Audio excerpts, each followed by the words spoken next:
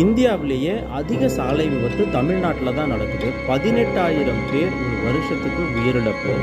இதை நம்ம குறைக்கணும்னா ஒரு நல்ல திட்டத்தோடு வரணுங்கிறத அமைச்சர் ஆதவ் அர்ஜுனா 2 நாளைக்கு முன்னாடி இதை ஒரு 5 பாயிண்ட் இருக்கக்கூடிய திட்டத்தை உண்மையிலேயே அமலாக்கத்துக்கு கொண்டு வர்றது மூலமாக நம்மளால் இதை வெகுவாக குறைக்க முடியும் நான் நம்புகிறேன். அதில் முதல் பாயிண்ட், இந்த சாலை விபத்து கல்வி பள்ளியில் ஆரம்பிக்கணும்.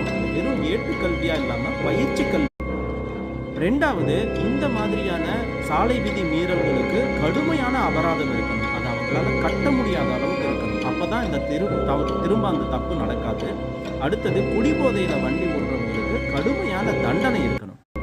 நாலாவது, ஒவ்வொரு விபத்தையும் ஆராய்ஞ்சு அதுக்கு தகுந்த சாலை வடிவமைப்பு இருக்கான்னு, அப்படி இல்லைன்னா மாற்றணும். ஐந்தாவது, பாதசாரி பாதுகாப்புக்கு முன்னுரிமை. இதனால நம்ம